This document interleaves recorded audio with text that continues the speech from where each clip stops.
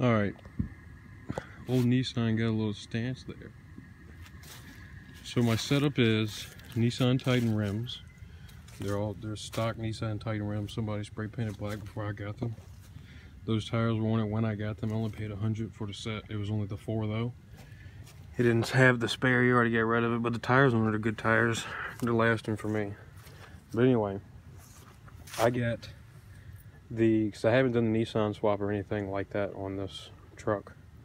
So I got an adapter spacer that is 1.5 inches, and it's not even hub centric. I don't know if you need hub centric or not, but I put them on, haven't had any problems with it, and they make the truck look delicious.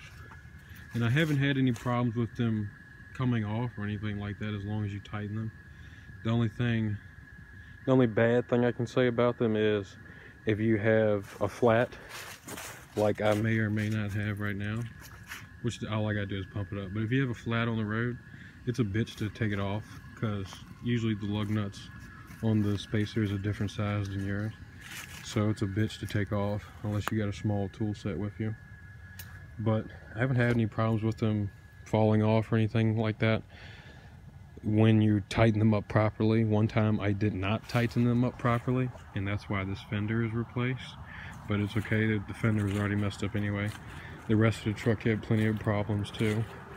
But I had that one tire fell off one time because of my own fault. I didn't tighten it up properly and drove up the road a couple miles, and then literally from like here to that flag away from me, the front tire fell off as I was getting ready to pull back into the driveway. But anyway, that was my own fault. It wasn't because it's not hub centric or anything.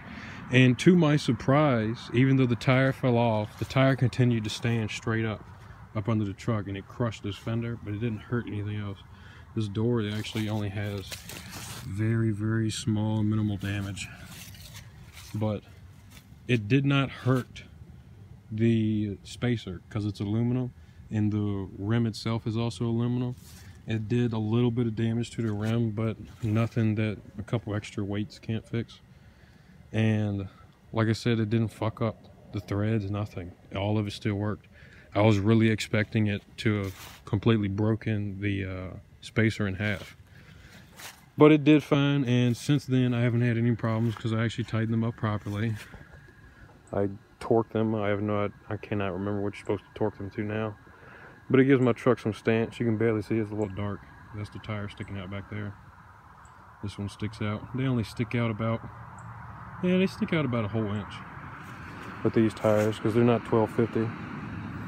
But that's my opinion on spacers. If you want to get them, snatch them. They'll give your truck stance for cheap.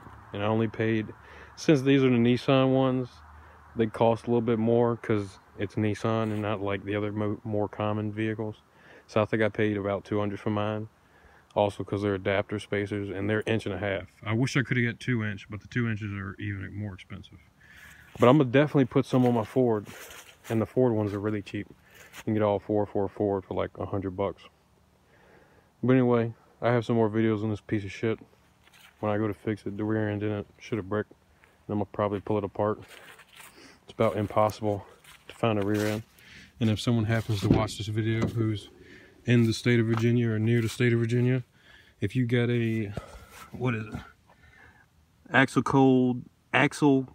code CA33, I'd like to buy your rear end.